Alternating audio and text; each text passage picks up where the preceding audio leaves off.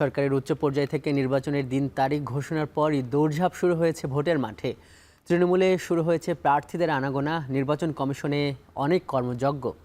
দলগুলোর দপ্তরে নির্বাচনী কৌশল, প্রার্থী বাছাই, নানান আলোচনা, যেখানে আবার প্রতিদিনই দেখা মিলছে বিদেশি পর্যবেক্ষক কিংবা কূটনীতিকদেরও। আজকের ভোটের ট্রেনে আমরা কথা বলতে চাই এই ভোট দৌড় নিয়েই। আপনাদের সঙ্গে আছি আমি আজহার লিমন। আজকের এই বিষয়ের উপর আলোচনা সম্প্রসারিত করতে আমাদের স্টুডিওতে থাকছেন বাংলাদেশ জাতীয়তাবাদী দল, বিএনপি এবং ইসলামী আন্দোলনের দুই শীর্ষ নেতা। শুরুতে একটু পরিচয় হয়নি, তাদের সঙ্গে আছেন বাংলাদেশ জাতীয়তাবাদী দল বিএনপির ধর্ম বিষয়ক সম্পাদক রফিকুল ইসলাম জামাল। আপনাকে স্বাগত আজকের ভোটের ট্রেনে। এবং একই সঙ্গে আছেন যে ইসলামী আন্দোলন বাংলাদেশের দাওয়া বিষয়ক সম্পাদক শেখ ফজলুল করিম মারুফ, দাওয়া প্রচার বিষয়ক সম্পাদক। দর্শক, আমরা আলোচনায় যাব, তার আগে চলুন দেখে নেই ভোট নিয়ে চলতি হাওয়া রাজনীতিকরা বা বিভিন্ন কর্মকর্তারা কি বলেন। আসন্ন নির্বাচন নিয়ে নির্বাচন কমিশনের বিভিন্ন পর্যায়ের কর্মকর্তাদের সঙ্গে বৈঠক করেছেন যুক্তরাজ্যের একটি প্রাক নির্বাচনী বিশেষজ্ঞ দল। ওই দলের সঙ্গে ছিলেন British high commissioner Sarah Cook. বৈঠক শেষে বিদেশি কর্মকর্তা জানিয়েছেন, আসছে জাতীয় নির্বাচনে 150 জন পর্যবেক্ষক পাঠানোর কথা চিন্তা করছে ইউরোপীয় ইউনিয়ন। এবং ওই অনুষ্ঠান শেষে কথা বলেছেন নির্বাচন কমিশন সচিব। The UK welcomes the announcement made by the Chief Advisor a few months ago of national elections in Bangladesh. And today's meeting with the Election Commissioner, we had a very good discussion, and I reaffirmed the UK's support for free, fair, credible and peaceful elections here in Bangladesh next year. আমরা নতুন ভোটারদের নিতে চাই। ভোটের schedule ঘোষণার আগে আমাদের voter তালিকা ফর্ম কনফার্ম করতে হয়, ইত্যাদি ইত্যাদি। তো এটা এখন আমরা ওনাদের অবজারভেশন আমাদের সাথে এবং ফার্দার ক্লারিফিকেশন নিয়ে ওনারা আজকে ফিরে যাচ্ছেন, কালকে ফিরে যাবেন এবং যাওয়ার পরে ওনারা বোধহয় একটা প্রতিবেদন পাঠাবেন। এই তো বছরে আমাদেরকে ওনারা এমওইউ এর একটা ড্রাফট দিয়ে গেছেন। বাংলাদেশে নিযুক্ত ভুটানের রাষ্ট্রদূত মিস দাসো কারমা হামো দর্জির সঙ্গে এরকম একটি বৈঠক হয়েছে জামাতের আমির ডাক্তার শফিকুর রহমানের সঙ্গেও। সেখানেও নির্বাচন নিয়ে আলোচনা হয়েছে বলে জানানো হয়েছে বিবৃতিতে। এদিকে প্রেস ক্লাবে নির্বাচন সম্পর্কিত একটি অনুষ্ঠানে কথা বলেছেন বিএনপির স্থায়ী কমিটির সদস্য মেজর অবসরপ্রাপ্ত হাফিজ উদ্দিন। এখানে তিনি হুঁশিয়ার করেছেন যে কারা নির্বাচন হতে দেবে না, আমরা রাজপথে তাদের দেখতে চাই। আর পিআর পদ্ধতিতে নির্বাচন প্রসঙ্গে মেজর হাফিজ বলেছেন যে জামাত জনরায়কে ভয় পায়, এজন্য পিআর পদ্ধতিতে নির্বাচন চায়। প্রফেসর ইউনূস, তাকে আমরা খুবই সম্মান করি। প্রথম দিকে তিনি নির্বাচন দিতে চান নাই। কিছু কিছু লোক তাকে কুমন্ত্রণা দিয়েছে যে আপনি আজীবন থাকেন কিংবা 10 বছর থাকেন। তারও শখ হয়েছে মন্দ কি, এইভাবে যদি পতাকা উড়ানো যায়, এয়ার কন্ডিশনের মধ্যে থাকা যায়, প্রতি মাসে বিদেশ সফর করা যায়, আত্মীয় স্বজনকে মন্ত্রী বানানো যায়। 56% মানুষ জানেই না যে সংখ্যানুপাতিক নির্বাচন কি। ঠিক। সুতরাং এই ধরনের একটি ব্যবস্থা যদি বাংলাদেশের উপরে চালিয়ে দেওয়া হয়, এটি অন্যায় করা হবে। জনগণের রায়কে সবসময় এই জামাতে ইসলামী ভয় পায়। এই জন্য প্রত্যেকটা নির্বাচনে অংশগ্রহণ করে কোনোদিন 17টার বেশি আসন পায় নাই। আমাদের দল বিএনপি যখন লেজে গোবরের অবস্থা হলো, সবসময় বিপুলভাবে 4 বার তো জনগণের ব্যাপক সমর্থন নিয়ে আমরা রাষ্ট্র শাসনের দায়িত্ব পেয়েছি। আজকের আলোচনার বিষয় ভোট দৌড়ের শুরুতে অতিথির কাছ থেকে সব মন্তব্য নিব। দর্শক, আজ আমাদের সঙ্গে যুক্ত আছেন বিএনপির কেন্দ্রীয় ধর্ম বিষয়ক সম্পাদক রফিকুল ইসলাম জামাল এবং ইসলামী আন্দোলন বাংলাদেশের কেন্দ্রীয় প্রচার ও দাওয়া বিষয়ক সম্পাদক শেখ ফজলুল করিম মারুফ। আপনাদের দুজনকেই স্বাগত জানাচ্ছে আজকের এই ভোটের ট্রেন। শুরুতেই আমরা রফিকুল ইসলাম জামাল, আপনার প্রতিক্রিয়া নিতে চাই। এই যে আপনাদের দলের যিনি স্থায়ী কমিটির সদস্য মেজর অবসরপ্রাপ্ত হাফিজ উদ্দিন, উনি যে বক্তব্য দিলেন যে কারা নির্বাচন হতে দেবে না, আমরা রাজপথে তাদের দেখতে চাই, একটা হুঁশিয়ারি। একটা হলো পিআর পদ্ধতিতে নির্বাচন প্রসঙ্গে মেজর হাফিজ বলেন যে জামাত জনরায়কে ভয় পায়, এই জন্য পিআর পদ্ধতিতে নির্বাচন হয়। দেখছেন যে ওনার বক্তব্যের যে দুইটা দিক, আপনার কাছেও দুইটা প্রশ্ন করতে চাই। একটা প্রশ্ন হলো যে কেউ নির্বাচন হতে দিতে চায় না, মানে কেন মনে হচ্ছে বিএনপির যে কেউ নির্বাচন হতে দিতে চায় না, এটা হলো একটা প্রশ্ন, তারা কারা। আর দ্বিতীয় যে প্রশ্নটা একসাথে করে রাখি, যে জামাত জনরায়কে ভয় পায় বলে পিআর চায় না, মানে পিআর চাইলেই জনরায়কে ভয় পাওয়া কেন হবে? বলা হচ্ছে যে 80 থেকে 90টা দেশে পৃথিবীতে পিআর আছে এবং ওইটাও জনরায় প্রতিফলন হওয়ার একটা পদ্ধতি। মানে এই বক্তব্যের তাহলে যুক্তিটা কি? ধন্যবাদ। আপনি আজকের সময় উপযোগী এই প্রশ্নের জন্য ধন্যবাদ জানাচ্ছি এখন টেলিভিশনের সকল কর্মকুশলীদের এবং যারা এখন টেলিভিশন দেখছেন সকল শ্রোতাবৃন্দকে। আজকে যে প্রসঙ্গটা আমাদের জাতীয় স্থায়ী কমিটির সদস্য জনাব হাফিজ আহমেদ বলেছেন, আপনি জানেন যে জামায়াত প্রসঙ্গে যেটা বলেছেন, আমরা জামায়াত প্রসঙ্গের আগেই বলতে চাই, আমরা দেখেছি বাংলাদেশে গত 17 বছর মানুষ ভোট দিতে পারেনি এবং ভোট দিয়ে তাদের যে পছন্দের প্রার্থীকে কখনোই তারা সংসদে এবং তাদের প্রতিনিধি হিসাবে করতে পারেননি। আমরা তারপরে যখন বাংলাদেশে একটি নির্বাচনের আশা, নির্বাচনের একটি এনভায়রনমেন্ট তৈরি হলো, যেখানে আমরা প্রত্যাশা করছি বাংলাদেশের মানুষ ভোট দিয়ে তাদের জনপ্রতিনিধি তৈরি করতে পারবেন। মানুষ এখন উন্মুখ হয়ে বসে আছে যে গত 17 বছরে তারা একটি ভোট দিতে পারেনি, এমনকি ইউনিয়ন পরিষদ থেকে শুরু করে জাতীয় সংসদ পর্যন্ত। তাই সেই মুহূর্তে আমরা যখনই দেখলাম ডক্টর ইউনূস সরকার এসছে, তারপরে একের পর এক আন্দোলন এবং সরকারের মধ্যে বিভিন্ন সংস্থাগুলো আমরা বিভিন্ন সময়ে দেখেছি, কখনো আনসারের আন্দোলন, কখনো শিক্ষার্থীদের আন্দোলন, সচিবালয়ের আন্দোলন। এখান থেকে আমরা বুঝতে পেরেছি যে একটা গ্রুপ আছে যারা বাংলাদেশে একটি সুষ্ঠু নির্বাচন এবং সত্যিকারে জনপ্রতিনিধি আসুক তা তারা চাচ্ছে না। তারা বাংলাদেশকে একটি অনিশ্চয়তার মধ্যে রেখে তারা তাদের এজেন্ডা বাস্তবায়নের। এটি কি সরকারের পক্ষ থেকে কোনো গ্রুপ? সরকারের পক্ষ থেকে নয়, আমরা সরকারি কর্মকর্তারা যারা গত 17 বছর শেখ হাসিনা কর্তৃক নিয়োজিত রয়েছে, তাদের মধ্যে এখনও তো প্রশাসনে আমাদের শেখ হাসিনার প্রতাত্তারা, তার অনুরোগ যারা, তাদের প্রতি এর আগে থেকেই ছাত্রদল, ছাত্রলীগ, যুবলীগের সহ বেশ কিছু লোকজন প্রশাসনে এখনও তাদের প্রভাব প্রতিপত্তি আছে, আমরা দেখেছি। আমরা তাদেরকে বলছি, হ্যাঁ, তার মানে তিনি হয়তো এটা মিন করেছেন যে এই যে পেছনে যারা দলীয় একটা লেজুর বৃত্তি সংযোগ ছিল, তারা হয়তো নির্বাচন হতে দিতে চায় না, তাদেরকে রাজপথে দেখতে চাইছে বিএনপির যিনি স্থায়ী কমিটির সদস্য।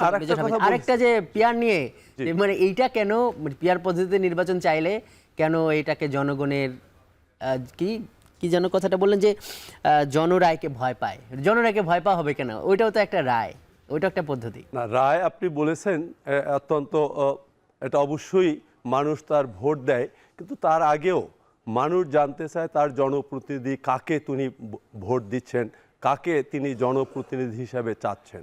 তাইলে একটা অঞ্চলে কিছু ভোট পেলেই সেইটাই যে জনপ্রতিনিধি হয়ে যায় তা তো নয়। অনেক সময় 1% 2% ভোট পেলেও আমরা মনে করি তাদের কিছু সমর্থক আছে, কিন্তু মেজরিটি মানুষ যখন যাকে জনপ্রতিনিধি হিসাবে চান তিনিই জনপ্রতিনিধি হয়।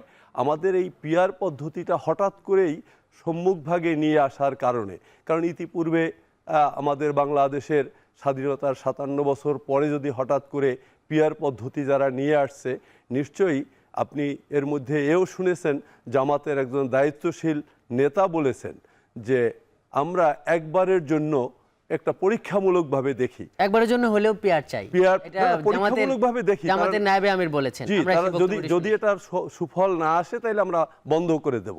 এটা আসলে একটা অত্যন্ত কি বলবো যে দায়িত্ব জ্ঞানহীন বক্তব্য বলবো, এই জন্য যে একটা দেশকে নিয়ে কোনোভাবে একটা এক্সপেরিমেন্ট করা যায় না। আমরা পিয়ার পদ্ধতিতে যেসব জায়গাগুলো আছে, আমরা ইতিমধ্যেই নেপালের যে দৃশ্য, নেপালের যে রাজনৈতিক পরিস্থিতি আমরা দেখেছি। আপনি জানেন একটা দেশের গণতন্ত্র তখনই শক্তিশালী হয় একটা দেশে যখন একটি শক্তিশালী সরকার থাকে। পিয়ার পদ্ধতিতে যদি একটি ঝুলন্ত পার্লামেন্ট আসে তাহলে আমরা জামাল ভাই, নেপাল বাদেও বলা হচ্ছে যে 80 থেকে 90টা দেশে পিয়ার আছে এবং পিয়ারের পক্ষে যারা কথা বলতেছে তারা তো বিভিন্ন ধরনের যুক্তি দিচ্ছে। মানে এই যেই পদ্ধতিটা এখন আছে পিটিপি, এই পদ্ধতিটাও তো প্রথম যে নির্বাচন হয়েছে সেটাও পরীক্ষামূলকই ছিল, পরে ভালো মনে হয়েছে এটা কন্টিনিউ হয়েছে, তাহলে দায়িত্বজ্ঞানহীন কেন হবে? না, গণতন্ত্র তো একদিনে প্রতিষ্ঠা হয়নি। আজকে যে পদ্ধতিটা আমরা অভ্যস্ত হয়েছি, এই গণতন্ত্র ওয়েস্টমিনিস্টার গণতন্ত্র, এটা পৃথিবীর বিভিন্ন দেশে পরীক্ষামূলক সফল হয়েছে বলেই আমরা এই পদ্ধতি গ্রহণ করেছি। পিয়ার পদ্ধতি এখন পর্যন্ত পৃথিবীর যেসব দেশগুলোয় আছে, আমরা সেই হিসাবে বলতে পারি যে আমরা এখন পর্যন্ত কোথাও এর সফলতা আমরা দেখিনি। বরং আমরা না না এইটা মনে হয় সঠিক তথ্য নয়, কারণ 80 থেকে 90টা দেশে পেয়ার আছে এবং যারা পেয়ারের পক্ষে কথা বলছে তারা তো অনেক যুক্তি দিচ্ছে। তারা এটাও বলতেছে যে প্রার্থী দেখা যাবে, এই পদ্ধতিতে করা যায়। আমরা আপনার কাছে আবার আসবো, রফিক ভাই আপনি থাকুন। আমরা একটু শেখ ফজলুল করিম মারুফ, কেন্দ্রীয় প্রচার ও দাওয়া বিষয়ক সম্পাদক, ইসলামী আন্দোলন বাংলাদেশ, একই প্রশ্ন আপনার কাছে করতে চাই, কারণ আমার যদি ভুল না হয় আপনারাও পিয়ারের। আমরা খুব জোরালোভাবে পিয়ারের কথা বলছি। বলেন তো। আমি একেবারে শুরু থেকে শুরু করি। পিয়ার বাংলাদেশের নতুন না, আমরা সেই 1996 সাল থেকে বিভিন্ন দল পিয়ার নিয়ে কথা বলে আসছে। আমরা 2024-এর আগেও বিভিন্ন সময় পিয়ারের কথা বলেছি, আর এরপর তো খুব জোরালোভাবে বলছি। বাংলাদেশে পিয়ার পদ্ধতিগুলো অলরেডি বাস্তবায়ন আছে। আমাদের বিএনপি, আমি বলি বিএনপির একজন খুব জোরালো বক্তা বেশ রুমিন ফারহানা, তিনি কিন্তু পিয়ার পদ্ধতিতেই নারী আসনে যান। মানে আমাদের বাংলাদেশে যে 300 যে নারী আসন, মানে 50টা যে নারী আসন, তারা কিন্তু সংসদ সদস্যদের আনুপাতিক হারে যায়। তার মানে আনুপাতিক হারে এমপি হওয়া, এই যে ধারণাটা, এই ধারণা কিন্তু বাংলাদেশে বিদ্যমান, চর্চা হয়ে আছে। ফলে বাংলাদেশ সংরক্ষিত নারী আসন, হ্যাঁ, তো পিয়ার কিন্তু নতুন কিছু না। তো ভাই যে অনেকগুলো কথা বললেন না, আমি বিনয়ের সাথে বলবো পিয়ার নিয়ে আমাদের মনে হয় আরেকটু মানে ইতিবাচকভাবে দেখলে দেখা উচিত। কারণ আসলে নেতিবাচকভাবে দেখলে যারা দেখতে নেই তার চলন বাঁকা হয় আর কি। পিয়ার নিয়ে যতগুলো ভাই ইতিবাচক ভাবে দেখা উচিত, এটা আপনার আবেদন, কিন্তু কেন দেখবে? যেমন আমাদের যে জামাল ভাই নেপালের কথা তুললো, আমি একটু বলি, বলেন। কেন দেখবে? বাংলাদেশে আমরা স্বাধীনতা হয়েছে সাম্য, মানবিক মর্যাদা, সামাজিক ন্যায় বিচার প্রতিষ্ঠা করার জন্য। এখানে মানবিক মর্যাদা মানে প্রত্যেকটা মানুষের মানুষ হিসেবে মর্যাদা দিব, তার মানে প্রত্যেকটা মানুষের ভোটের অধিকার, ভোটের মর্যাদা আমি দিব। বর্তমান যে পদ্ধতিটা বাংলাদেশে চলে, সেই পদ্ধতিতে 40% ভোট পেয়ে সে শতভাগ ক্ষমতার মালিক হচ্ছে। যার বিরুদ্ধে 60% মানুষ ভোট দিল, সে রাষ্ট্র পরিচালনা করছে। এটা তো গণতন্ত্র তো যায় না, গণতন্ত্রকে সংখ্যাগরিষ্ঠ। এখানে 40% ভোট পায় 60% মানুষ যার বিরুদ্ধে ভোট দিল তারপর ক্ষমতা চালাচ্ছে। তো না গণতান্ত্রিক চিন্তায়, না সাধারণ যুক্তিবোধ, কোনো বোধেই বর্তমান পদ্ধতি এটা যৌক্তিক না। দ্বিতীয় বিষয় হলো, দেখেন মানুষের ভোট পচা যায়। শুনছেন বাংলাদেশে একটা আসনে ধরেন 3 লক্ষ ভোট, হ্যাঁ, সেখানে একজন পাইছে হলো 1,51,50,000 এক ভোট, আর একজন পাইছে হয়েছে 1,49,999 ভোট। 1,999,000 ভোট কিন্তু পচা গেছে। তার মানে কি তাই সেই মানুষদের মতের কোনো প্রতিফলন রাষ্ট্র পরিচালনা দেখবেন না? সেজন্য আমরা বলি এমন একটা পদ্ধতি আসুক যেই পদ্ধতিতে সবার। নিশ্চয়ই আপনারা যেহেতু পিয়ারের দাবি করছেন, আপনাদের পিয়ার নিয়ে অনেক পড়াশোনা আছে। প্রশ্নটা হলো যে আমাদের তো এই সংসদীয় যে কাঠামো, সংসদীয় যে আইনসভার যে ব্যবস্থা, সেখানে কত 300টি কনস্টিটিউয়েন্সি বা সংসদীয় আসন আছে। এখন ধরেন যে একটা সংসদীয় আসন থেকে ধরেন যে ইসলামী আন্দোলন, সে দ্বিতীয় সংখ্যাগরিষ্ঠ ভোট পাইল, আর বিএনপি তারা হলো প্রথম সংখ্যাগরিষ্ঠ, তাহলে ওইখানে কে হবে? পিয়ার হলো তো মানে এরকম হবে না। পিয়ার হলো সারা বাংলাদেশের কাস্টিং ভোটের কে কত পার্সেন্ট পাইছে, সংসদে তার ততগুলো আসন। কিন্তু মানুষ তো এখানে দেখতে চায় আমার এমপিকে। আমি তো দেখতে পাবো তো। পিয়ারে একটা আছে যে ওপেন লিস্ট সিস্টেম, সেখানে দেওয়া থাকে যে আমার 1 থেকে 300 হলো এই প্রার্থী, তারা এখানে এমপি হবেন। তো আমি যদি 1 থেকে 10% ভোট পাই, আমার এই 10%-এ যে 30 জন হবে, সেই 30 জন এমপি হবে। ফলে আমার এমপি কে হচ্ছে তো পরিষ্কার দেখা যাচ্ছে। এরপর আরেকটা প্রশ্ন আসে যে আমি ভোট দিব সন্দ্বীপে, মানে এমপি হবে লন্ডনে না কোথায়। ওইটা পিয়ারের অনেকগুলো সিস্টেম আছে। হ্যাঁ, জেলাভিত্তিক পিয়ার করা যায়। জেলাভিত্তিক পিয়ার করলে আমি ভোট যদি এসে দেই, মানে কুমিল্লায় দেই, আমার এমপিও কুমিল্লাতেই থাকবে। তো আসলে পিয়ার নিয়ে যতগুলো সমালোচনা, আমি একটা আসলে যৌক্তিক দেখি না। দেখেন বারবার নেপালের কথা আসে, আমি কথা বারংবার বলি, নেপালে বাস্তবতা বাংলাদেশের বাস্তবতা এক জিনিস না। আমরা 1905 থেকে আমরা রাজনীতি করি, এই অঞ্চলের মানুষ সচেতনভাবে আমরা একটা জাতীয়তাবাদী ভিত্তিতে পাকিস্তান করলাম, পাকিস্তান থেকে 71 করলাম। কিন্তু হুজুগে না, একবার রাজনৈতিক বোঝাপড়ার মধ্যে দিয়ে 71 থেকে 54, মানে আমাদের প্রায় 110-20 বছরের রাজনৈতিক বোঝাপড়া আছে। তো এইরকম রাজনৈতিক বোঝাপড়া একটা জাতিগোষ্ঠীকে যদি আমি নেপালের সাথে, যারা কিছুদিন আগে রাজতন্ত্র থেকে উঠছে, তাদের সাথে তুলনা করি, তাহলে বাংলাদেশের ইতিহাসকে আসলে অবজ্ঞা করা। কিন্তু মারুফ ভাই, এটা তো একটা বাস্তবতা। এই যে আপনি যে বিষয়গুলো বললেন, এগুলো তো অনেক বোঝাশোনার ব্যাপার আছে। কেন বোঝাশোনা? এই ধরেন সিম্পল না না, এটা কিন্তু এটাই বাস্তবতা যে জনগণের মধ্যে এখনো বিভিন্ন জরিপেও আসছে যে দেশের অর্ধেকের, প্রায় অর্ধেক মানুষ এই সম্পর্কে সচেতন না। ভাই আপনি তো মিডিয়া আছেন, আমি পাবলিক অ্যাডমিনিস্ট্রেশনের ছাত্র। হ্যাঁ, আমি জানি যে জরিপ একেবারে থিওরিটিক্যালি সব ঠিক থাকবে, সেই জরিপেও 110% লোক পিয়ার পদ্ধতিতে চায়, এটা দেখানো সম্ভব। এই সমস্ত জরিপ সব ম্যানিপুলেট করা যায়, ফলে জরিপ দিয়ে না। এখন দলগুলো চায় না কেন? ওই যে ওই লোকটা, আমি ভোট পাবো 40, ক্ষমতা চর্চা করবে 100, এই লোকটাকেও ছাড়তে চায় না। আর আমরা বলি যে, আর দ্বিতীয় সবচেয়ে ভয়ঙ্কর বিষয় যেটা এবং জরুরি বিষয় যেটা, ভাই জুলাই হইল কেন? স্বৈরতন্ত্র রোধ করার জন্য। জুলাই কি পিয়ারের জন্য হয়েছে? না না, স্বৈরতন্ত্র রোধ করার জন্য। কিন্তু বিগত যে সংস্কার প্রস্তাবগুলো হইলো সেখানে স্বৈরতন্ত্র রোধ করার জন্য আইনি কাঠামো একটাও নিশ্চিত করা যায় নাই। আপনি এনসিসি করা যায় নাই, 70 ক্লজের সেটা সংশোধন করা যায় নাই। এখন একটা পদ্ধতি আছে, যদি পিআর হয়, পিআর হলে হবে কি বাংলাদেশের সংসদে এককভাবে কেউ ক্ষমতা যাবে না, গেলেও সে একচ্ছত্র ক্ষমতা পাবে না, তাইলেই আমরা স্বৈরতন্ত্র রক্ষা করতে পারবো, থেকে পারবো। সেজন্য আসলে আমরা পিআর চাই। জি, আবার একটু আসি আমরা হ্যাঁ, রফিকুল ইসলাম জামাল ভাই, আপনি শুনছিলেন, মানে আমার কাছে মনে হয় যে আপনি এর মধ্যে প্রস্তুতি নিয়েছেন যে এর পাল্টা যুক্তি কি দিবেন। উনি গুরুত্বপূর্ণ কথা বলেছে যে 40% ভোট পেয়ে 100%-এর ক্ষমতার যে অনুশীলন, সেইটার জন্য আপনারা মানে চাচ্ছেন না যে পিআর হোক। মানে একটা বিষয় তো যৌক্তিক যে আপনারা কিন্তু জাতীয় সরকারের কথা বলছিলেন যে সবাই মিলে একটা সরকার করবেন, নির্বাচিত যাই হোক, আপনার ভুল না হলে দলের যিনি ভারপ্রাপ্ত চেয়ারম্যান তিনি সহ বিভিন্ন পর্যায়ে নেতৃবৃন্দের মুখে আমরা শুরুর দিকে এই শব্দগুলো শুনছি। তাহলে পিআর হলে তো সবাই সংসদে যাবে, এটাকে কনগ্রাচুলেট কেন করছেন না? আপনার এই জায়গাটায় আমি প্রথমে একটু দ্বিমত করছি ওনার কথায়, যে আমার সহ আলোচক যিনি বললেন ক্ষমতা, আসলে কি রাষ্ট্রীয়ভাবে ক্ষমতা বলতে কিছু আছে? দায়িত্ব হিসাবে যদি 60% লোকের ভোট নিয়ে কেউ আসে, নিশ্চয়ই সকল লোকের দায়িত্ব তার উপরে বর্তায়। দায়িত্ব আর ক্ষমতা এক জিনিস না। নিশ্চয়ই যারা ভোট দেয়নি তাদের সে পার্লামেন্ট মেম্বার হবে না অথবা প্রতিনিধি হবে না, এটা ঠিক না। তবে একটা জায়গায় আপনাকে বলতে হবে যে এখানে বাংলাদেশের এই জায়গাটায় প্রথমত আমাদের সংবিধানেই পিআর জায়গাটা নাই। পিআর যদি আমাদের করতে হয় তাইলে আমাদের আগে সংসদে গিয়ে এরকম একটি সংবিধানে পিআর পদ্ধতি এদেশের মানুষ চাচ্ছে, জনপ্রতিনিধি সহ সারা বাংলাদেশের মানুষ, হয় সেটা গণরায়ের মধ্যে আনতে হবে অথবা সংসদে আনতে হবে। তাইলে আমি যদি দেখি যে পিআরের সবচেয়ে বড় যে একটা জায়গা রয়েছে, যেটা আমার ভাই বললেন যে এমপি কে হবে, কে জনপ্রতিনিধি হবেন, এটা আমরা কিভাবে বুঝবো?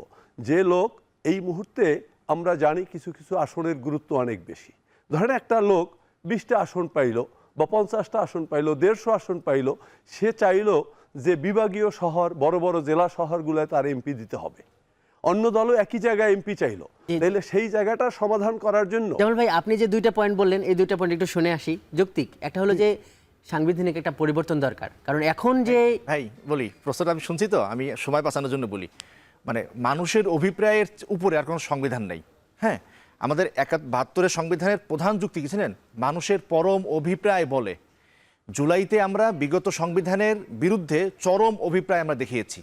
ফলে আবার এবার আপনি জানেন যে প্রত্যেকটা গণঅভ্যুত্থানের একটা সার্বভৌম ক্ষমতা থাকে। ফলে এখন যেই ক্ষমতাটা আছে, এটারই একটা সার্বভৌম ক্ষমতা আছে, আমরা সংবিধান প্রণয়ন করতে পারি। ফলে সংবিধানে নাই বলে এটা আনা যাবে না, এটা যৌক্তিক কথা না। দ্বিতীয়ত কথা হলো, আমাদের এই সংবিধান এমন একটা অদ্ভুত সংবিধান যে এই সংবিধান মেনে স্বৈরাচার হওয়া যায়। শেখ হাসিনা কি বন্দুক দিয়ে ক্ষমতা আসছিল? সেই সংবিধান মেনে স্বৈরতন্ত্র হয়েছে। এখন আমরা এইরকম একটা সংবিধান যে স্বৈরতন্ত্র বানায়, আইন সিদ্ধ করে, এমন সংবিধানকে আমরা তো পূজনীয় কেন বানাচ্ছি? দ্বিতীয় কথা হলো যে ভাই যেটা বললেন যে এই কোনো বিভাগীয় বড় বড় শহরে আমাদের এমপি চাইবো, আমি এখানে একটু আমাদের এমপি পার্লামেন্ট এর মূল জায়গাটা আসলে বুঝতে আমার মনে হয় বোঝাবার ভুল আছে। সেদিন সিপিডির একটা প্রোগ্রাম ছিল, সেখানে দেখাইলো কি যে বাংলাদেশের সামনে অর্থনৈতিক, সামরিক, ভূরাজনৈতিক অনেক বড় বড় জটিলতা আছে। এই জটিলতা উত্তরণের পথ কি? আমাদের দক্ষ নেতৃত্ব লাগবে। আমি সবার কাছে ক্ষমা চেয়ে বলি, বাংলাদেশের পার্লামেন্টে কারা যায়? ধরেন ঢাকা 5-এ আমি যদি প্রার্থী দেই, কাকে প্রার্থী দেবো? যে ভোট টানতে পারে। কথাটা মনে রাখেন ভাই, ভোট টানতে পারে। সে যদি মূর্খ হয় সই, সে মাস্তান হয় সই, তার প্রধান যোগ্য থেকে ভোট টানতে পারে। এটা করে করে আপনি দেখেন বিগত পার্লামেন্টগুলোতে রাজনীতিবিদ, আইনবিদ সব হারাই গেছে। সেখানে সব আসছে ব্যবসায়ীরা, যাদের গোষ্ঠী স্বার্থ দেখে, সেখানে আসছে, আমি তা বলতে চাই না। তো ফলে হয়েছে কি, আমাদের বাংলাদেশ পরিচালনা করার জন্য যে ধরনের বুদ্ধিভিত্তিক যোগ্যতা লাগে সেই যোগ্যতাগুলো থাকছে না। তাহলে বলি স্থানীয় শাসন কি দেখবে? আমি বলি এমপিদের কাজ কিন্তু স্থানীয় শাসন দেখা না, এমপিদের কাছে আইন প্রণয়ন করা, স্থানীয় শাসন দেখার জন্য স্থানীয় সরকারের মানে একটা বড় পরিবর্তন। কিন্তু মারুফ ভাই এই যে বললেন যে ভোট টানতে পারবে, ভোটটাই তো শক্তিশালী। এখন গণতন্ত্র তো এইটাই যে যদি ভোটাররা একজন কি বললাম, আপনি যা বলতেছেন যে একজন যদি মানে ক্রিমিনালকে যদি রায় দেয়, গণতন্ত্র তো ওইটাই যে না, আপনি তো এটা তো করতে পারেন না। কামরুল ইসলাম সাহেব ছিল, তাকে সাদেক হোসেন খোকা সাহেব বলছে থার্ড ক্লাসের মাস্তান, সাদেক হোসেন খোকা সাহেব বলেছিল মরহুম। তো সেই কামরুল ইসলামও এমপি হতে যাচ্ছে কেন? তার ভোট টানা ক্ষমতা আছে। এই ভোট টানাবার কেমন জানেন তো? কালো টাকা, পেশি শক্তি।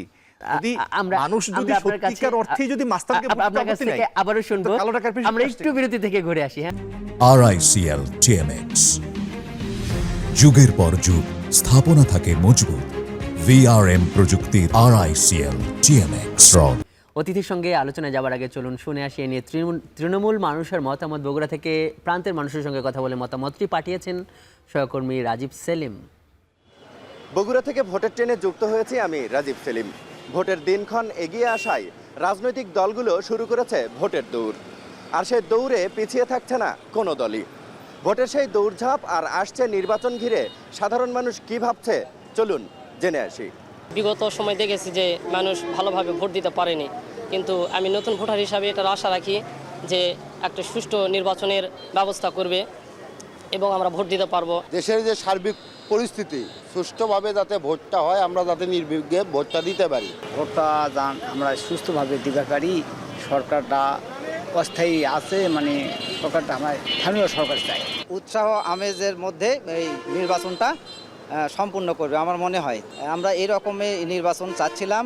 ভালো একজন দেশের প্রধান আসুক, এটাই আমরা চাই, এবং আমরা ভালো করে চলাফেরা করতে পারি, সন্ত্রাসী যেন না হয়, হ্যাঁ, আমরা আরামভাবে খাইতে পারি, ঘুমাইতে পারি, এটাই আমাদের এই দেশে চাওয়া পাওয়া আর কি।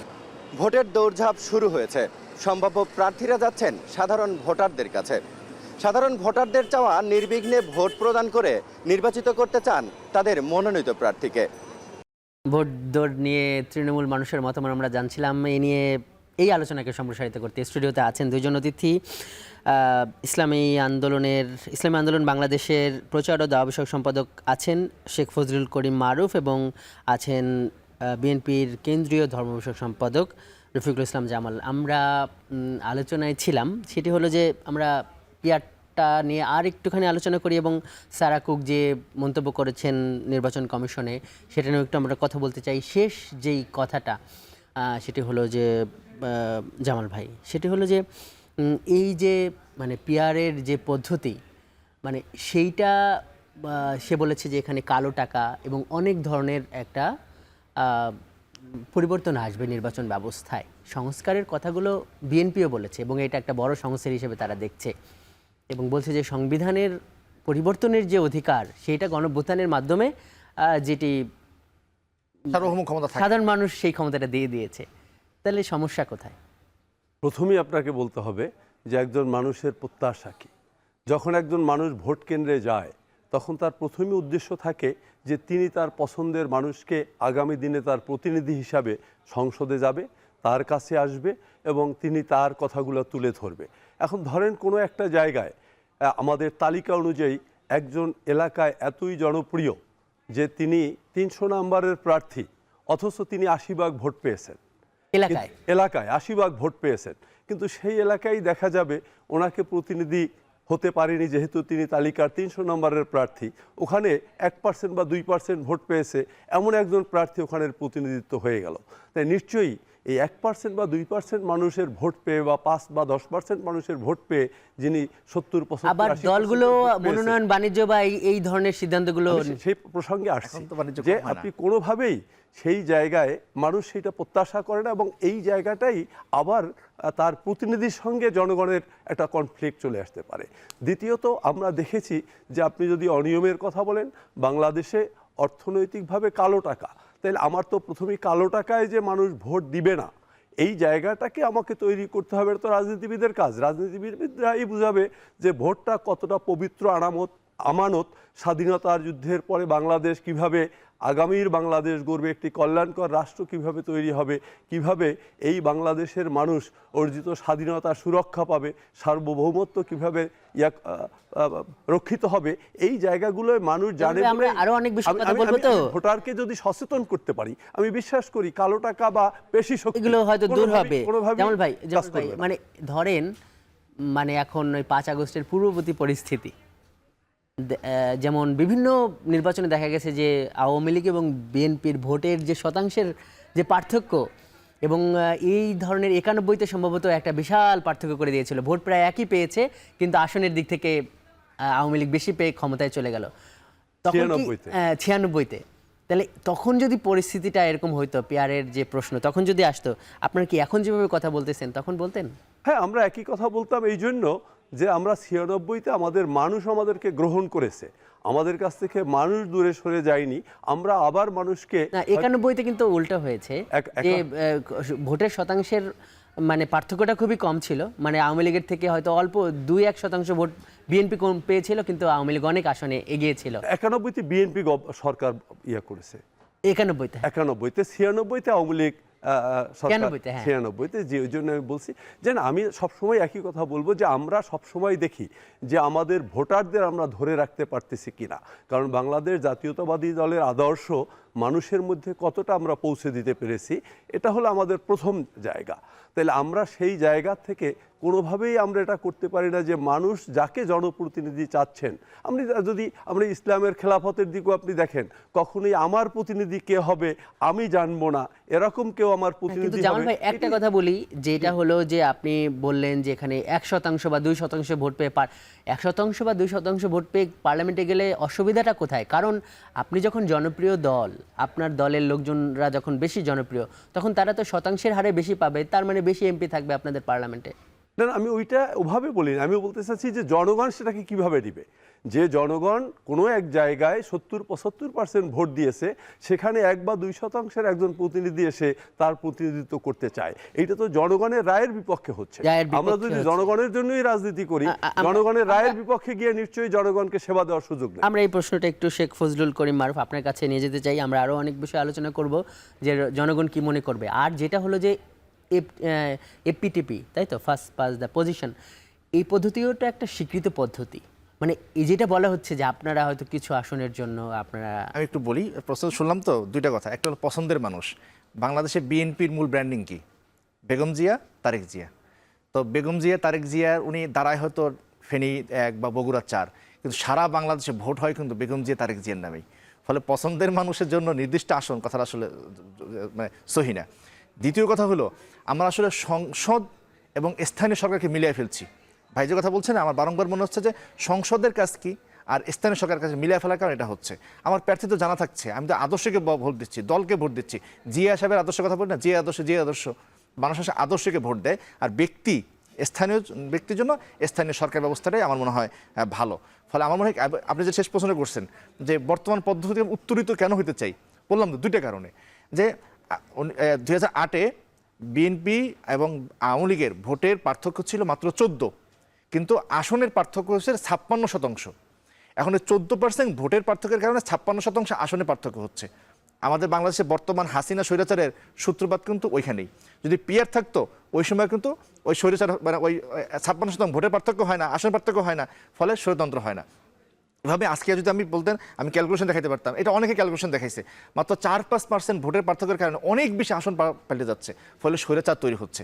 আমরা বাংলাদেশি ভাই, আমি যদি মানে ধরেন বর্তমান পদ্ধতি আমি যে 100-300 আসনে পাই, এটা আমি চাই না। কারণ আমি চাই না যে কোনো স্বৈরাচার বাংলাদেশে আসুক, সেটা হাসিনা স্বৈরাচারও না, বিএনপি স্বৈরাচারও না, ইসলামী আন্দোলন স্বৈরাচারও না। পদ্ধতিটা যে আছে, এটা হলো বাংলাদেশের যে পদ্ধতিটা আছে, আপনারা যদি সঠিক কথা বলেন তাহলে অধিকাংশ বা সংখ্যাগরিষ্ঠ জনগণ আপনাদের পক্ষে দেবে। আপনারা কেন ওইভাবে পার্লামেন্টে গিয়ে চেঞ্জ করবেন? না, সংখ্যাগরিষ্ঠ বলতে আমি পাচ্ছি না তো। 60% মানুষ তো সরকারের বিরুদ্ধে ভোট দিচ্ছে, তাদের তো ভোটের কোনো প্রতিফলন হচ্ছে না। 40% ভোট না, 40, 42, 43, তার মানে কি 63% মানুষ তারা তো বিপক্ষে ভোট দিচ্ছে। তার মানে বর্তমান পদ্ধতি তো সংখ্যাগরিষ্ঠের মতো তো আমি প্রতিফলন ঘটাতে পারতেছি না। আমরা ক্লিয়ারের আলোচনা থেকে আপনার যদি কোনো কথা না থাকে, আমি 1 মিনিট বলতে চাই। উনি যে কথাটা বলেছেন অত্যন্ত বাংলাদেশের জন্য এটা একটা ভয়াবহ সমস্যার ব্যাপার। এই জন্য আপনি যদি দেখেন শুধুমাত্র এখানে বিভিন্ন জাতি উপজাতি বিভিন্ন ধর্ম গোত্রের লোক আছে, তারা যদি সবাই ঐক্যবদ্ধ হয়ে তারা তাদের জায়গায় চলে যায়, তাইলে প্রত্যেক ধর্মের লোককেই আমাদেরকে পিয়ার দিতে হবে। যেমন আজকে পার্বত্য চট্টগ্রাম যেভাবে আমাদের, আমাকে শেষ করতে দেন, পার্বত্য চট্টগ্রাম আজকে যে অবস্থায় আছে, পার্বত্য চট্টগ্রামে ওখানে জনবসতি পুরোটাই আমাদের চাকমা মারমা বিভিন্ন ধর্মের লোকজন আছে, তাদের ওই আসনগুলোর পরে বাংলাদেশে আজকে যে পার্বত্য চট্টগ্রামের অঞ্চলের অবস্থা, একাধিকবার পার্বত্য চট্টগ্রাম নিজেরা স্বাধীন ঘোষণা করেছে, আমাদের সন্তু লারমার কথা মনে আছে। ওই ধরনের নেতৃত্ব যদি পার্বত্য চট্টগ্রামে আসে, তাইলে তাদের নেতৃত্ব কিভাবে হবে?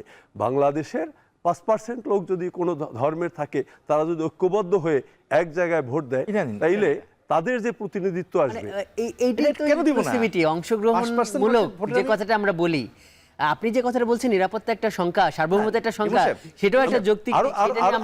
বড় জায়গাটা এইটাও কি একটা বড় জায়গাটা আমি যাচ্ছি এই জন্য যে বাংলাদেশে যারা কখনো সংসদেই যেতে পারেনি তাদের কাছেই পিয়ার পদ্ধতিটা এখন জনপ্রিয় সংসদে যেতে তো হয়েছে। হয় নাই। মানে 1% ভোট পাইলেই যাতে আমি আমাকে এক মিনিট সময় দিতে হবে। তিনজন এমপি পাই, এইটা হলো তাদের আসল চাহিদা। তারা তো এদেশের গণতন্ত্র, এখানে মানুষের যে ওই যেটা আমি একটু বললো বলি, ভাই, ওই জায়গাগুলো তো তারা ইয়ে এটা তো করতে এটা চাচ্ছে। তো আমাকে এই একটু দাবি সময় দিন। বা এই যে সংসদে যেতে চাওয়া, জি। এটা তো কোনো অন্যায় না। অন্যায় না, কিন্তু 1% ভোটের মালিক হয়েই আমি সংসদে ভাই, তিনজন আমাকে- প্রার্থী আমাকে বিক্রি যদি করে ছোট্ট ফেলবো। একটু সময় দেন। আমি আমরা- একটা রাজনৈতিক দলের আমরা রফিক ভাই, প্রার্থী এবং এমপি বিক্রি হবে সেখানে। ছোট কাকে ছোট কাকে করে কথা বিক্রি করা বলছি। মানব ভাইয়ের কাছে যে আমাদের 5% যদি অন্য ধর্মের লোকজন থাকে, তাদের আমি মতামতের মূল্যায়ন করব না? গণতান্ত্রিক রাষ্ট্রে কি কি মানে কোন ধরনের কথা শুনছি আমরা? 5% মানুষ যদি হিন্দু ধর্মের হয়, অন্য ধর্মের হয়, তাদের মতামতের প্রতিফলন আসে থাকবে না? অবশ্যই থাকতে হবে, কারণ সে বাংলাদেশের নাগরিক, তার মতামতের মর্যাদা আছে। দ্বিতীয় বিষয় হলো পার্বত্য চট্টগ্রামের অবস্থা দিলাম। পার্বত্য চট্টগ্রাম এই অবস্থা তৈরি হয়েছে কেন? তাদের ভয়েসটাকে আমরা রেস করতে দেই নাই, তাদেরকে অবদমিত করে রাখা হয়েছে বর্তমান সিস্টেমের কারণে। সেই কারণে সেটা হয়েছে। তারা তো 71-এ আমাদের সাথে ছিল, তো এখন তারা বিরুদ্ধে গেল কেন? যদি পিয়ার থাকতো, তারা আমাদের সংসদে এসে তর্ক করতো, তারা আমাদের রাজপথে এসে মানে ঢাকায় এসে তর্ক করতে পারতো। কিন্তু পিয়ার না থাকার কারণে তাদেরকে অবদমিত করে রাখছি। তৃতীয় যে আসলে ইয়ে হয়ে যায়, আর যেটা বললেন যে আমরা ক্ষমতা যেতে মানে সংসদ যেতে পারি না, আমাদেরকে তো সংসদ যেতে তো হয় নাই। আমি আজকে খুব মানে একটু রূঢ়ভাবে বলি, বাংলাদেশের যে রাজনৈতিক প্যারাডাইম, পুরাতন প্যারাডাইম, সেখানে বিএনপি, আওয়ামী লীগ, জাতীয় পরিষদ যেখানে বিলং করে, সেখানে দল গঠনের প্রক্রিয়া, নেতৃত্ব বাছাই, দল গড়ার মোটিভ, এগুলো হলো এক প্যারাডাইমে। সেখানে ক্ষমতাকে কুক্ষিগত করে রাখা হয়, সেখানে ক্ষমতা কেন্দ্রীভূত করে স্বৈরতন্ত্র প্রতিষ্ঠা করা হয়। আমাদেরকে যেতে দেওয়া হয় না। 60% মানুষের মতামতকে প্রতিবার রাষ্ট্র চিন্তা থেকে বাইরে ছুড়ে দেওয়া হচ্ছে। আমি সেটা প্রতিবাদ করবো না। জি জি মার ভাই, ধন্যবাদ। আমরা একটু আমি ক্লিয়ার অন্য একটু একটা কথা বলে আমি শেষ করতেছি, যে জায়গায় বলছে 5% মানুষের প্রতিনিধিত্ব আমরা নিচ্ছি না, এইটা একেবারেই আমার না ভাই, আপনি তো বললেন যে বিতর্কের আমরা সঙ্গে নিচ্ছি। যায়নি। 5% মানুষের মতামত ওখানে যারা আছেন, তারা তো আমাদের বাকি লোকগুলোর সাথেই আছেন, এবং তাদেরকে আমরা একটা জাতিগতভাবে যদি 5% লোককে আমরা আলাদা করে ফেলি, তারা যে কোনো সময় 5% আলাদা হয়ে যেতে পারে। যেহেতু ধর্মীয় বা এলাকা ভিত্তিক আমাদের সঙ্গে তাদের কিছুটা দূরত্ব আছে। বাংলাদেশে আগে আমরা আমাকে এরকম কথা বলতে ধর্মীয় দেন। পার্থক্য মনে করি না। আমরা মনে করি এখানে যদি কোনো একটা দলকে, কোনো একটা ইয়াকে আলাদা করা হয়, তারা ঐক্যবদ্ধ হয়ে যেতে পারে। এখানে খুব গুরুত্বপূর্ণ কোয়েশ্চেন আসছে। তাহলে বিএনপি কি মনে করে যে বাংলাদেশে ধর্মভিত্তিক আলাদা জাতিসত্তা আছে? আমরা ধর্মভিত্তিক আলাদা জাতিসত্তা বলছি না। সবাই নাগরিক, আমরা আলাদা জাতিসত্তা বলছি না, সেটা তৈরি হওয়ার মতো একটা প্রেক্ষাপট তৈরি হয়। প্রেক্ষাপট তৈরি হতে পারে, এই জন্য এটাকে এক্সপেরিমেন্ট। পার্বত্য চট্টগ্রামে দেখা গেছে এই ধরনের বক্তব্য বিবৃতি, যে তারা ভারতের সাথে মিলতে চায় বা এই ধরনের কথা, তারা আরেকটা রাজ্য চায়, তারা অন্য রাজ্য চায়। এটা এবং এটা গ্রাউন্ড তৈরি হয়েছে কখন? যখন তাদের মতামতকে আমরা অবদমিত করে রাখছি, যখন তারা মূলধারায় আসতে পারে না। আপনি সেটা মনে করছেন। আমরা একটু অন্য আলোচনায় যাই, এই আলোচনাটা একটু শেষ করি। সেটা হলো যে ব্রিটিশ যিনি হাই কমিশনার, উনি এসে বললেন যে যুক্তরাজ্য আজকে নির্বাচন কমিশনে গিয়েছিল, প্রাক নির্বাচনী একটা পর্যবেক্ষক দল নিয়ে তারা ওইখানে গেছে। যুক্তরাজ্য বাংলাদেশে আগামী নির্বাচন অবাধ, সুষ্ঠু, বিশ্বাসযোগ্য, শান্তিপূর্ণ চায়। এই প্রশ্নটা আপনার কাছ দিয়ে শুরু করি। সেটা হলো যে যুক্তরাষ্ট্র অনেক বড় বড় দেশ, আগেও তো অনেকে এরকম চেয়েছে, ওরকম সুষ্ঠু নির্বাচন তো হয় নাই। প্রশ্নটা হলো যে এই দেশের নির্বাচন কেমন হবে, তা অন্য দেশ নির্বাচন কেমন চায় সেটার উপর নির্ভর করবে। আর এই নির্বাচন আসলে দেখা যায় যে এই যে দলগুলো এই দূতাবাসের কর্মকর্তারা একটা দৌড়ঝাঁপ। এটা আসলে খুবই দুঃখজনক একটা বিষয়। বাংলাদেশ কি করে চলবে সেটা হলো আমাদের জনতাই ঠিক করবে, আমরাই ঠিক করব, এবং আলটিমেট তাই কিন্তু হয়। হ্যাঁ, কারণ বাইরের থেকে কেউ এসে আমার রাজনীতি ঠিক করতে পারে নাই, দিলে হাসিনাকেও অনেক আগে উৎখাত করতে পারতো। আমার রাজনীতি আমাকে ঠিক করতে হবে। এখন এখানে কি আমাদের আত্মমর্যাদাবোধগত একটা বিষয় আছে। এটা রাজনৈতিক দলগুলো এই কাজগুলো করে, তাদেরকে বেশি পাত্তা দেয়। দেখেন আজকে আমরা এখানে রাজনৈতিক দল বলি, আমরা দেই না, ইসলামিক বাংলাদেশ দেয় না, আমরা দেয়, তাহলে অন্য রাজনৈতিক দলগুলো দেয়। আমরা এই প্যারাডাইমটা তো চেঞ্জ করতে চাই। এখন আজকে আমরা এখানে আলোচনা করছি, দুজন রাজনৈতিক দলের নেতৃবৃন্দ বলে সারাকুক কি বলছে। সারাকুক কে? যুক্তরাজ্যের সাথে আমার সম্পর্ক কি? যুক্তরাজ্য আমাদেরকে সাম্রাজ্যবাদী করেছে, আমরা যুক্তরাজ্য থেকে স্বাধীন হয়েছি, তাই না, ব্রিটিশদের থেকে। তো তার কথা মূল্য কেন দিচ্ছি? এটা হলো আমাদের রাজনীতিবিদদের, একটা রাজনৈতিক দলগুলোর আত্মমর্যাদাগত প্রশ্ন। ইসলামী বাংলাদেশ খুবই ক্লিয়ার, কিন্তু আমাদের জনগণই আমাদের কাছে। ইসলামী যে নেতারা আছেন তারা কিন্তু এই বক্তব্য বিবৃতিতে আবার এটাও বলছে যে সারা পৃথিবীর জাকাত আমরা বাংলাদেশে নিয়ে আসবো। না, বাংলাদেশে নিয়ে আসবে নেতৃত্বের আসনে, কিন্তু ব্রিটিশ সাপেক্ষে আমাকে ভালো হতে হবে। জাকাত বাংলাদেশে নিয়ে আসবো, সারা পৃথিবীর জাকাত বাংলাদেশে নিয়ে আসবো। না ভাই, জাকাত এটা কে বলছে আমি জানি না, তার কথা। এবং বাংলাদেশ এখন জাকাত খাওয়ার মতো জায়গায় নাই, ফলে যিনি বলছে তিনি নিশ্চয়ই কোন সেন্সে আমি জানি না, কিন্তু বাংলাদেশ জাকাত খাওয়ার জায়গা নাই। এবং সবচেয়ে বড় কথা হলো বাংলাদেশকে বাংলাদেশের জনগণের সাপেক্ষে মাপা উচিত। বিচার করা উচিত। যুক্তরাষ্ট্র কি বলছে, অমুক কি বলছে, এটা বার্তা দেওয়া উচিত না, ইসলাম বার্তা দেয়ও না। রফিক ভাই আপনার কাছে। এটা আসলে সারাকুক যে কথাটা বলেছেন, এটা উন্নত বিশ্বগুলো সবসময় বলে যে গণতান্ত্রিকভাবে একটা দেশ যখন দাঁড়িয়ে যায় তখন মানুষের অধিকার নিশ্চিত হয়, তখন মানুষ তার কর্মের ফল। আমরা দেখি যে এই গার্মেন্টসগুলোয় যখন আমরা কাজ করি সেখানেও তারা যেভাবে কমপ্লায়েন্স গার্মেন্টস করতে বলে, এর কারণ আছে। তো এর কারণ হলো মানুষগুলো যাতে ভালো সেবা পায়, তার কর্মস্থলে যাতে সে পরিবেশ পায়। সুতরাং আমরা বিচ্ছিন্ন কোনো দেশ হতে পারবো না সারা বিশ্বের না, কিন্তু তাদের কথা মতো আমাদের ভালো নির্বাচন করতে হবে বা খারাপ, তার তো পরামর্শ দিচ্ছে আমাদের। মানে যদি মনে করেন যে গেল যে বলবো যে যেই আমল ছিল সেখানে তো বলা হয় যে আপনারাই বলেন যে ভারতের একটা বিশাল প্রচ্ছন্ন একটা মেকানিজম ছিল। আমরা ভারতের মেকানিজম খারাপ, যুক্তরাজ্যের কোনো দেশের প্রভাবে আমরা বিশ্বাস করি না, কিন্তু তারা যদি ভালো পরামর্শ দেয়, এদেশের গণতন্ত্র পুনঃপ্রতিষ্ঠা হয়, এদেশের গণতান্ত্রিক মানুষগুলো যখন গণতান্ত্রিক আচরণে চলে আসবে তখন উন্নত বিশ্বের সঙ্গে আমাদের সে ধরনের একটা অবস্থা তৈরি হবে। আমরা পৃথিবীর অনেক দেশে দেখছি যেখানে ফ্যাসিজম আছে, সেই সব জায়গাগুলো থেকে বিশ্ব তার সহযোগিতা, তার ব্যবসা বাণিজ্য গুটিয়ে নিয়ে যাচ্ছে। বাংলাদেশ তো আলাদা কোনো দ্বীপ হবে না, সারা বিশ্বের সঙ্গেই তাল মিলিয়ে ব্যবসা বাণিজ্য করে আমাদের এখানে বেঁচে থাকতে হবে, এই দেশটাকে উন্নত বিশ্বের কাতারে আনতে হবে। সুতরাং উন্নত বিশ্বের যে গণতান্ত্রিক যে ডিমান্ড, মানুষের অধিকার, বিচ্ছিন্ন দ্বীপ না বাংলাদেশ, আপনার কথা স্পষ্ট যে সম্পর্কটা রাখতে হবে, পরামর্শ দিতে পারে। ছোট্ট অ্যাড করা আছে, সেটা উন্নত বিশ্ব বলতে কি? এটা হলো একটা ওরিয়েন্টালিস্ট আইডিয়া, পশ্চিম আমাদের চাপাই দিচ্ছে, তারা উন্নত আমরা অনুন্নত। অথচ সভ্যতার বাস্তবতা হলো আমরা যখন অনেক উন্নত তখন তারা কেবল গুহার থেকে বের হয়েছে। হ্যাঁ, ফলে উন্নত অনুন্নত এটা বলে আমাদের ছোট করা। আমি একটু ছোট্ট করে একটু বলি, একটু এখন আমরা উন্নত, আত্মমর্যাদা আমরা এখন উন্নত। আমাদের এক স্যার বলতেন বলে আমাদের জিডিপি কম দেখানো হয়, এখন তো বাজেটও দিতে হয় ওয়ার্ল্ড ব্যাংকের থেকে। এটা হলো যে দীর্ঘদিন ধরে আমাদের এভাবে দেখে আসা হয়েছে, ওই যে ইসের থেকে, পলাশির থেকে। সেই কারণে আমি একটা কথা বলি যে বাইরের থেকে কোনো আইডিয়া নিয়ে দেশ আসলে উন্নত হয় না।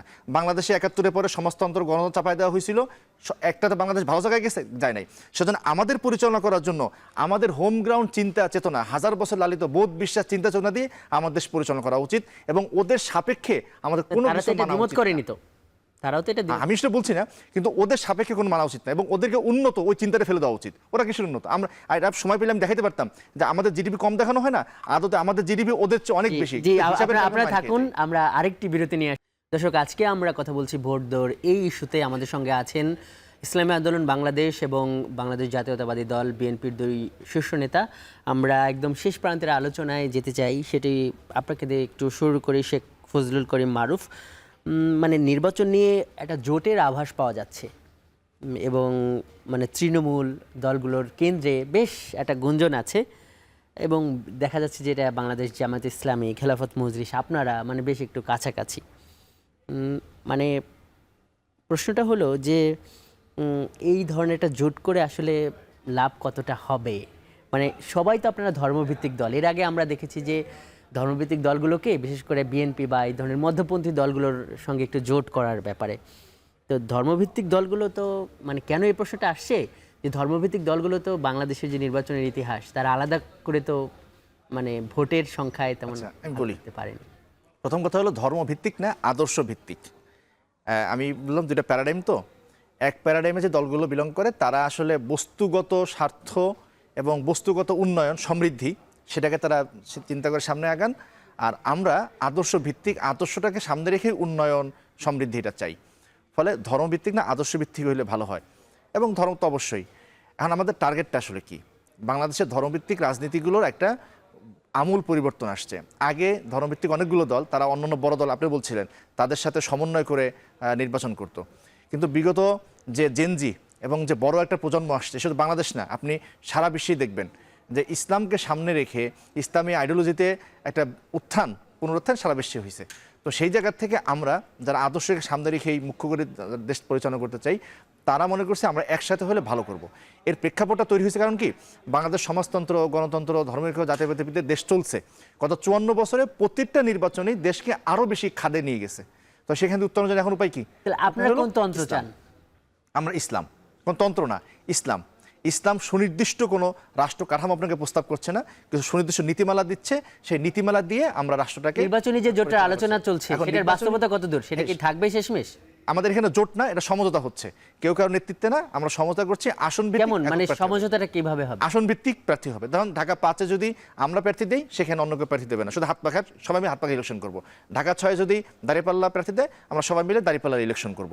এটা করে আমরা যেটা করতে চাই যে বর্তমান বাংলাদেশের যে পুরাতন প্যারাডাইমের যে রাজনীতিক দলগুলো, সেগুলোকে পরাজিত করে আমরা একটা ন্যায়সঙ্গত উন্নত বাংলাদেশ করতে চাই। আপনি সেটা আশা করছেন রফিকুল ইসলাম জামাল ভাই। আমরা একদম শেষ মুহূর্তে আছি, তো যেটা হলো যে বিএনপিকে, আমার যদি ভুল না হয়, বিএনপির বাংলাদেশের রাজনীতিতে মধ্যপন্থী, ডানপন্থী বা ইসলামপন্থী দল হিসেবেই, কিন্তু এখন যেটা দেখা যাচ্ছে ইসলামপন্থীরা তাদের বিরুদ্ধে দাঁড়াচ্ছে এরকম মনে হচ্ছে, এবং মানে মনে হচ্ছে যে বিএনপি তাদের এই যে একটা স্ট্যান্ড, সেখানে পরিবর্তন এনেছে কি? না, এটা আমি একেবারেই মনে করতেছি না। আমি একটু আগের প্রসঙ্গে বলি, আমরা উন্নত দেশ, উন্নত মানসিকতা, এই ব্যাপারটা আপেক্ষিক, কারণ আমরা কোনো মিনারেল রিসোর্স আমাদের নাই। আমরা বাংলাদেশে এখনো শ্রম বিক্রি করি, ইসলামিক দলগুলো বিদেশ থেকে জাকাতের টাকা চাচ্ছে, তার থেকে বোঝা যায় যে আমরা এখন পর্যন্ত কতটা উন্নত জায়গায় আছি। আর একটা ব্যাপার আপনি যেটা বলেছেন, আমি আপনার কথার সময় কথা বলিনি, আর একটা ব্যাপারে আপনি বলবেন যে জায়গাটায় এদের কোনো আদর্শিক দিক নাই, আজকে যাকে বলে যে তার মধ্যে ইসলামের ছোঁয়া নাই, কালকে ভোটের বেলায় তাকে বলে ও আমার বন্ধু। কারণ ইসলামকে প্রতিষ্ঠা করতে হলে ইসলামিক আদর্শে যারা আছে, ইসলামিক ভাবধারায় যারা আছে, তারাই তো নিশ্চয়ই তাদের মধ্যে ঐক্য হতে পারে। কিন্তু আমরা তো বিভিন্ন সময় এই যে ইসলামিক দলগুলো ঐক্য করতেছে, সত্যিকার ইসলাম যদি থাকে, বিএনপির মধ্যে ইসলামিক ওলামা দল একটা সংগঠন আছে, আমি একটু কথা বলছি, অন্যদিকে হেফাজত ইসলাম বিএনপির সঙ্গে আছে। কিন্তু আমরা যে ইসলামিক দলগুলোকে এখন ঐক্য হতে দেখছি, এরা কিন্তু একজনকে আরেকজনকে বলতে, ওর মধ্যে ইসলামিক কোনো আদর্শই নাই, ওর মধ্যে ইসলামের ভাবধারা নাই, ওদের সঙ্গে যারা যাবে তাকে ইসলাম শেষ হয়ে যাবে। আজকে আবার ভোটের আদর্শে গিয়ে দেখি যে তাদের মধ্যে ইসলামিক ঐক্য হতে পারে। তাই যে একজনকে আরেকজনে ইসলামের ভাবধারা, ইসলামের আদর্শ, ইসলামের কোনো কিছুই তার মধ্যে নাই। কমিউনিস্টরা বাংলাদেশে আসলে পরে এখানে এবার ইসলাম আসতে পারে, কিন্তু জামাত আসলে ইসলাম আসবে না। এই জায়গাগুলো মনে হয় তাদের আগে ঠিক হতে হবে। রাজনীতির সবাই তো আপনার গণঅভ্যুত্থানের পক্ষের ছিলেন, মানে এই ধরনের বক্তব্যে কি যাওয়া উচিত? আপনার কাছ থেকে 30 সেকেন্ড শুনবো, এরপরে তার কাছে। আমরা বলি হযরত মুয়াবিয়া রাদিয়াল্লাহু তাআলা আনহুর সাথে হযরত আলী রাদিয়াল্লাহু তাআলা আনহুর একটা ছিল। তো সেখানে রোমের শাসক মুয়াবিয়া রাদিয়াল্লাহু তাআলা আনহুকে বলেছে যে তুমি আসো, আমরা একসাথে হয়ে আলী রাদিয়াল্লাহু তাআলাকে পরাভূত করি। মুয়াবিয়া রাদিয়াল্লাহু তাআলা বলেছিলেন যে আমার সাথে আলীর দ্বন্দ্ব এটা ব্যক্তিগত, ভাই ব্রাদারের, কিন্তু তুমি যদি আলীর বিরুদ্ধে অস্ত্র ধরো, সবার আগে প্রতিহত করবো আমি। এখন আমাদের ইসলামপন্থী দলের মধ্যে যে ইসলাম তো একটা বিস্তৃত জিনিস, সেখানে স্কুল অফ থট আছে, তাদের মধ্যে মতপার্থক্য, সেটা ইসলামের সৌন্দর্য, বৈচিত্র্য, এটা বিভেদ না। তো আমরা ইসলামী না, ইসলাম কি সেটাকে সার্টিফাই করবে পড়াশোনা করা ইসলামিস্টরা, নাকি ধরেন যারা ইসলাম নিয়ে জানেই না, ইসলাম নিয়ে পড়াশোনাই করে নাই তারা? ফলে এটা আসলে জামাল ভাই, আমরা কি এরকম বক্তব্যের দিকে যাব? কারণ আসলে তো এই যে শক্তিগুলোর কথা, এরা তো আগে সবাই শেখ হাসিনা বিরোধী ছিল, এরকম মনে করা এটা ঠিক না। আমরা ইসলামিক শাসনতন্ত্র, ইসলামিক আন্দোলন যারা এখন দাবি করতেছে, গত 2014 সালে তারা ইলেকশন করেছে, প্রত্যেকটা ইউনিয়ন সম্পূর্ণ মিথ্যা কথা, সম্পূর্ণ মিথ্যা কথা, সম্পূর্ণ মিথ্যা কথা, আমি এটা বলতে হবে। আপনি মিথ্যা বলতে পারেন না, ইউ আর লায়ার। আপনি লায়ার। 2014 সালে আমরা ইলেকশন করি নাই, পরিষ্কার মিথ্যা কথা। আমরা না, আপনি মিথ্যা কথা বললেন। হাত পাখার মার্কার, যখন হাত পাখা ইলেকশন আমরা দেখেছি না, একেবারে ভুল কথা, একেবারে ভুল। আপনি একজনের মধ্যে আপনি তো ভদ্রতাই শিখেন, আজকে আলোচনা খুবই দারুণ হয়েছে। আমি একটু আমার অতিথিদের একটু বলবো, একটু আমি অতিথিদের একটু সংযত হতে বলবো। আমরা আজকে নিশ্চয়ই দর্শকরা সেটি পছন্দ করেছে। শেষ মুহূর্তে এভাবেই শেষ হোক। দর্শক, এই ছিল আজকের ভোটের ট্রেনে। এতক্ষণ সঙ্গে থাকার জন্য ধন্যবাদ।